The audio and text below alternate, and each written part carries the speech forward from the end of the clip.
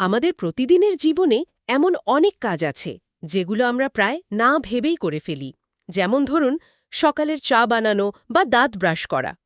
অজুও অনেকটা সেরকমই একটা কাজ, তাই না? নামাজের আগে নিয়ম করে করে ফেলি। কিন্তু কখনো কি মনে হয়েছে যে এই সাধারণ হাত মুখ ধোয়ার আড়ালে আরও গভীর কিছু থাকতে পারে? আজকে আমরা ঠিক এই ব্যাপারটা একটু খতিয়ে দেখব। আমাদের হাতে অজুর নিয়মাবলী আর এর আধ্যাত্মিক তাৎপর্য নিয়ে একটি বিস্তৃত বিবরণী আছে। আর সাথে থাকছে দৈনন্দিন জীবনের কিছু প্রশ্ন আর তার সহজ সমাধান। আমাদের আজকের উদ্দেশ্য কিন্তু শুধু নিয়মকানুন জানা নয়, বরং এটা বোঝার চেষ্টা করা যে এই সাধারণ কাজটা কিভাবে আমাদের আত্মাকে শুদ্ধ করে আর এর পেছনে কি কি পুরস্কার লুকিয়ে আছে। তাহলে চলুন শুরু করা যাক। আচ্ছা, একদম গোড়া থেকে যদি শুরু করি, অজু আসলে কি? এটা কি শুধুই পরিষ্কার পরিচ্ছন্ন হওয়ার একটা প্রক্রিয়া? খুব ভালো একটা প্রশ্ন। কারণ বাইরে থেকে দেখলে তো তাই মনে হয় যে এটা পরিষ্কার হওয়ারই একটা প্রক্রিয়া। কিন্তু এর মূল ভিত্তিটা কিন্তু সম্পূর্ণ অন্য জায়গায়। আমাদের হাতে যে বিবরণীটা আছে সেখানে বলা হয়েছে অজু হলো আল্লাহর আদেশ এবং নবী সাল্লাল্লাহু আলাইহি ওয়াসাল্লামের দেখানো পথে শরীর ও মনকে পবিত্র করার একটি ইবাদাত। ইবাদত মানে শুধু পরিষ্কার হওয়া নয়। একদম। আকর্ষণীয় বিষয় হলো স্বয়ং আল্লাহ তাআলা সূরা মায়েদার ৬ নম্বর আয়াতে ইবাদতের আগে পবিত্রতা অর্জনের নির্দেশ দিয়েছেন। তার মানে আমরা যখন অজু করি তখন নিছক হাত মুখ ধুচ্ছি না, বরং একটা ঐশ্বরিক নির্দেশনা পালন করছি। এটা স্বাস্থ্যবিধির ঊর্ধ্বে, এটা একটা উপাসনা। তাহলে তো এর উদ্দেশ্যটাও অনেক গভীর হওয়ার কথা, শুধু শরীর পরিষ্কার করা নয় নিশ্চয়ই। ঠিক তাই। এর উদ্দেশ্যকে আপনি কয়েকটি স্তরে ভাগ করতে পারেন। প্রথমত অবশ্যই ইবাদাতের জন্য প্রস্তুতি। যেমন নামাজ বা কাবা ঘর তাওয়াত করা। হ্যাঁ, অথবা কুরআন স্পর্শ করা। কিন্তু এর চেয়েও গভীর উদ্দেশ্য হল শারীরিক আর আত্মিক পবিত্রতা অর্জন করা। প্রতিটি অজু আমাদের গুনাহ বা পাপ মোচন করে এবং আল্লাহর কাছে আমাদের মর্যাদা বাড়িয়ে দেয়। তার মানে প্রত্যেকটা অজুই নিজেই একটা পুরস্কারের মাধ্যম, শুধু পরের নামাজের প্রস্তুতি নয়। ১০০ ভাগ। আপনি একই সাথে নিজেকে শারীরিক ও আত্মিকভাবে পরিশুদ্ধ করছেন এবং স্রষ্টার কাছে নিজের অবস্থানকে আরও উন্নত করছেন। এখানে একটু বিষয়টা সত্যি আকর্ষণীয় হয়ে ওঠে। এই যে বললেন, ইবাদত শুদ্ধ হওয়ার জন্য অজু জরুরি, তার মানে তো এর কিছু অপরিহার্য নিয়ম আছে। মানে কোন কাজগুলো বাদ পড়লে অজুই হবে না? হ্যাঁ, ইসলামী পরিভাষায় যেগুলোকে ফরজ বলা হয়, মানে যা করতেই হবে, যা ছাড়া ইবাদতটা শুদ্ধই হবে না। হানাফি ফিকে অনুযায়ী অজুর ফরজ বা আবশ্যকীয় কাজ হল ৪টে। মাত্র 4টে? হ্যাঁ, মূল স্তম্ভ ৪টে। প্রথমত সম্পূর্ণ মুখমণ্ডল ধোয়া, মানে চুল গজানোর জায়গা থেকে থুতনির নিচ পর্যন্ত, আর এক কানের লতি থেকে অন্য কানের লতি পর্যন্ত।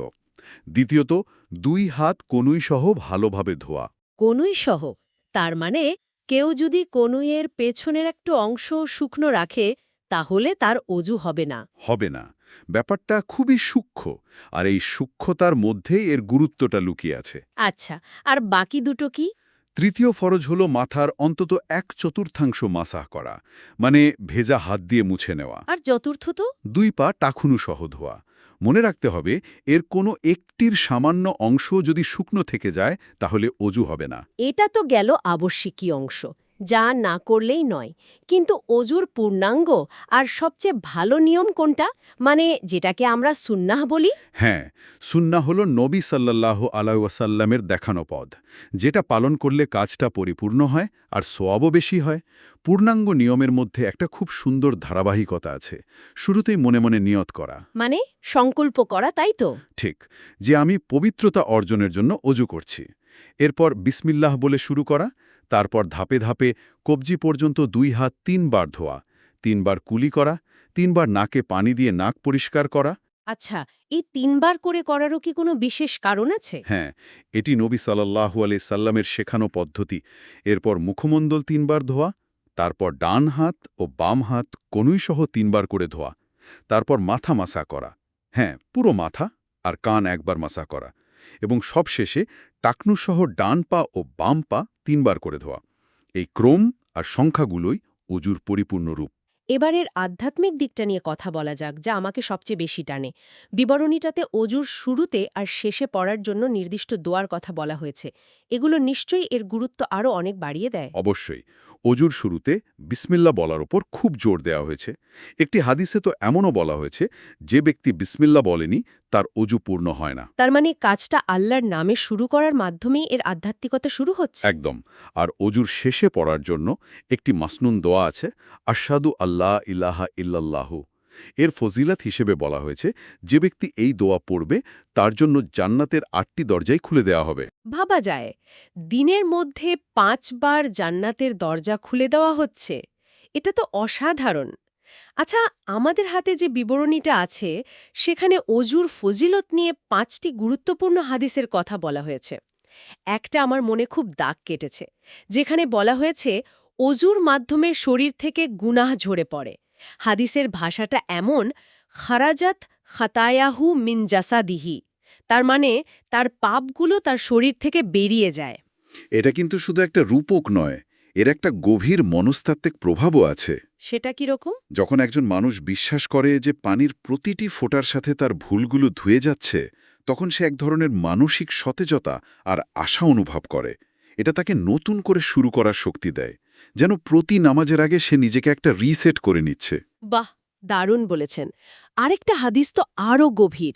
সেখানে বলা হয়েছে কষ্টের সময়ে, যেমন ধরুন তীব্র শীতের মধ্যে ঠান্ডা পানি দিয়ে পরিপূর্ণভাবে অজু করা শয়তানের বিরুদ্ধে এক প্রকার প্রহরা বা পাহারার মতো কাজ করে। হ্যাঁ, হাদিসের ভাষায় একে বলা হয়েছে রিবাত। রিবাত শব্দটির অর্থ তো সাধারণত সীমান্ত পাহারা দেওয়া, তাই না? ঠিক ধরেছেন। রিবাত মানে হল শত্রুর আক্রমণ থেকে সীমান্ত রক্ষার জন্য প্রহরীর মতো দাঁড়িয়ে থাকা। এখন ভাবুন, তীব্র শীতে যখন আরামের কম্বল ছেড়ে উঠতেই ইচ্ছে করছে না, তখন ঠান্ডা পানি দিয়ে অজু করাটা তো নিজের প্রবৃত্তির বিরুদ্ধে একটা যুদ্ধ। নিজের আলস্যের বিরুদ্ধে যুদ্ধ। হ্যাঁ, এই ছোট ছোট যুদ্ধ জয় করাই তো শয়তানের কুমন্ত্রণার বিরুদ্ধে সবচেয়ে বড় প্রতিরোধ। আপনি আপনার আরামের আকাঙ্ক্ষার সীমান্তে একজন প্রহরী হয়ে দাঁড়ালেন। এই ছোট কাজটাই তখন আপনার জন্য এক আধ্যাত্মিক বর্ম বা রেবাত হয়ে যায়। বাহ, বিষয়টা এভাবে তো কখনো ভাবিনি আমি। তার মানে আমাদের প্রতিটা কাজের একটা মহাজাগতিক সংযোগ আছে। আমরা ভাবছি শুধু হাত ধুচ্ছি, কিন্তু আসলে নিজের আত্মার জন্য একটা দুর্গ তৈরি করছি। আরেকটা বিষয় আছে না, যে কিয়ামাতের দিন অজুর অঙ্গগুলো উজ্জ্বল বা নুরানি হবে? হ্যাঁ, গুররান মোহাজ্জালিন। এর মাধ্যমে নবী সাল্লাল্লাহু আলাইহি ওয়াসাল্লাম তার উম্মতকে চিনতে পারবেন। তার মানে এটা পরকালে নিজের পরিচয়ের একটা অংশ হয়ে গেল। একদম। এই পার্থিব জীবনের একটা ছোট সাধারণ কাজ পরকালের জন্য আপনার স্থায়ী পরিচয় বা সিগনেচার হয়ে থাকছে। আমরা পৃথিবীতে কত রকম পরিচয়পত্র ব্যবহার করি, পাসপোর্ট, আইডি কার্ড। আর পরকালে আপনার পরিচয় হবে আপনার অজুর অঙ্গগুলোর উজ্জ্বলতা। এই আধ্যাত্মিক দিকগুলো সত্যিই ভাবার মতো। কিন্তু এর সাথে কিছু ব্যবহারিক দিকও তো জড়িত, জানিয়ে মানুষের মনে প্রায়ই প্রশ্ন জাগে। যেমন আমার একটা প্রশ্ন মাথায় আসছে, ধরুন কেউ অজু করছে, অর্ধেক করার পর তার অজু ভেঙে গেল, তখন সে কি করবে? মাঝখান থেকে শুরু করবে? খুব গুরুত্বপূর্ণ আর বাস্তব একটা প্রশ্ন। সেক্ষেত্রে তাকে শুরু থেকে আবার অজু করতে হবে। আবার প্রথম থেকে? হ্যাঁ, মাঝখান থেকে শুরু করার কোনো সুযোগ নেই। তবে এখানে একটা ব্যতিক্রম আছে। কেউ যদি সারাইভাবে মাজুর বা অক্ষম হন, যেমন যার অসুস্থতার কারণে ক্রমাগত কোনো সমস্যা হচ্ছে, তার জন্য নিয়মটা ভিন্ন। এটা ইসলামের সহজতার একটা দারুণ উদাহরণ। আচ্ছা, আরেকটা খুব সাধারণ প্রশ্ন, এক অজুতে কি একাধিক ওয়াক্তের নামাজ পড়া যায়? হ্যাঁ, অবশ্যই যায়। যতক্ষণ অজু অক্ষত থাকছে, ততক্ষণ এক অজুতে একাধিক ওয়াক্তের নামাজ পড়া সম্পূর্ণ জায়েজ। কিন্তু প্রত্যেক নামাজের জন্য নতুন অজু করা কি ভালো? হ্যাঁ, প্রত্যেক নামাজের জন্য নতুন করে অজু করাটা উত্তম এবং এটা একটি সুন্নত। এর পেছনে একটা সুন্দর দর্শনও আছে। কারণ নতুন অজু করলে অজুর যে আধ্যাত্মিক উপকারিতাগুলো, গুনাহ মাফ হওয়া, মর্যাদা বৃদ্ধি পাওয়া, নূর অর্জন করা, সেগুলো বারবার লাভ করার সুযোগ হয়। মানে প্রতিবার আল্লাহর সাথে সাক্ষাতের আগে নিজেকে নতুন করে সতেজ করে নেওয়া। ঠিক তাই। আচ্ছা, আরেকটা বিষয় নিয়ে তো বিশাল বিভ্রান্তি কাজ করে। বসে বসে ঘুমালে অজু ভাঙে কিনা? কেউ বলে ভাঙে, কেউ বলে ভাঙে না। হ্যাঁ, এটা একটা ক্লাসিক প্রশ্ন। বিবরণীতে বিষয়টা খুব পরিষ্কার করে বলা আছে। নিয়মটা হলো ঘুমের গভীরতার উপর নির্ভরশীল। যদি কোনো কিছুতে হেলান দিয়ে এমনভাবে ঘুমানো হয় যে সেই জিনিসটা সরিয়ে নিলে ঘুমন্ত ব্যক্তি পড়ে যাবেন, তাহলে অজু ভেঙে যাবে। কারণ তখন ঘুমটা গভীর হওয়ার সম্ভাবনা থাকে। একদম। শরীর শিথিল হয়ে যায়। কিন্তু যদি কোনো কিছুতে হেলান না দিয়ে শুধু বসে ঝিমানো হয় আর পড়ে যাওয়ার আশঙ্কা না থাকে, তাহলে অজু ভাঙবে না। আচ্ছা, পরিষ্কার হলো ব্যাপারটা। আমার ছোটবেলায় একটা ধারণা ছিল যে কথা বললে অজু ভেঙে যায়, তাই একদম চুপ করে থাকতাম। এটা কি ঠিক? এটা অনেকেরই ধারণা, কিন্তু না, অজুর সময় প্রয়োজনে কথা বললে অজু নষ্ট হয় না। তাহলে চুপ থাকতে বলা হয় কেন? অপ্রয়োজনীয় কথা না বলাই উত্তম, কারণ অজু তো শুধু একটা শারীরিক কাজ নয়, এটা একটা ইবাদত, একটা ধ্যানমগ্ন অবস্থা। কথা বললে মনোযোগ সরে যেতে পারে, কোনো অঙ্গ ধুতে ভুল হতে পারে বা কোনো সুন্নত বাদ পড়ে যেতে পারে। তাই মনোযোগ ধরে রাখার জন্য চুপ থাকাই শ্রেয়। ঠিক। এ সময় বরং অন্য কিছু ভাবা যেতে পারে। হ্যাঁ, যেমন মনে মনে নিজের গুনাহ ঝরে পড়ার কথা চিন্তা করা বা আল্লাহর কাছে ক্ষমা চাওয়া, এটাই সাধারণ কাজটাকে আরও অর্থবহ করে তুলবে। আরও দুটো ছোট কিন্তু দরকারি প্রশ্ন আছে। ফরজ গোসল করলে কি আলাদা করে অজু করতে হয়? না, ফরজ গোসলের ক্ষেত্রে আলাদাভাবে অজু করার প্রয়োজন নেই। কারণ কারণ গোসলের মধ্যেই অজুর যে 4টি ফরজ কাজ আছে, মুখ ধোয়া, হাত ধোয়া, মাথা মাসা করা আর পা ধোয়া, সেগুলো আদায় হয়ে যায়। আর হালাল খাবার খেলে অজু কি ভেঙে যায়? না, হালাল খাবার খেলে অজু ভাঙে না, শুধু ভালোভাবে কুলি করে মুখ পরিষ্কার করে নিলেই হবে, যাতে মুখে খাবারের কণা লেগে থেকে নামাজের মনোযোগ নষ্ট না করে। তাহলে আজকের আলোচনা থেকে আমরা যা বুঝলাম তা হলো অজু কেবল নামাজের চাবি নয়, এটি নিজেই একটি পরিপূর্ণ ইবাদত, যা গুনাহ মাফ করে, আল্লাহর কাছে মর্যাদা বৃদ্ধি করে এবং পরকালে আমাদের পরিচয়ের মাধ্যম হবে। একদম। বিবরণীটির উপসংহারের কথাটা এখানে খুব সুন্দরভাবে খাটে। অজু শুধু নামাজের প্রস্তুতি নয়, বরং এটি গুনাহমোচন, নূর অর্জন ও আল্লাহর নেকট্যের একটি মহান ইবাদত। প্রতিটি অঙ্গ ধোয়ার মাধ্যমে শুধু শারীরিক ময়লাই দূর হয় না, আত্মিক কালিমাও মুছে যায়। এটি একটা রূপান্তরকারী প্রক্রিয়া। যা আমাদের বারবার আল্লাহর সামনে দাঁড়ানোর জন্য ভেতর থেকে প্রস্তুত করে। সব শেষে শ্রোতাদের জন্য একটি ভাবনা রেখে যেতে চাই।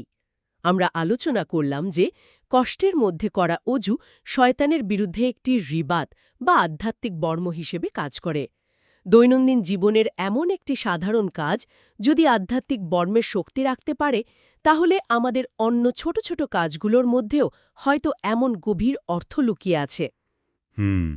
যা আমরা হয়তো এখনো আবিষ্কারই করিনি। ঠিক, হয়তো কর্মক্ষেত্রে সততার সাথে করা একটি ছোট্ট কাজ অথবা পরিবারের জন্য করার সামান্য ত্যাগ, এগুলো হতে পারে আমাদের জীবনের এক একটি রিবাত, যা আমাদের অজান্তেই আমাদের আত্মাকে রক্ষা করে চলেছে।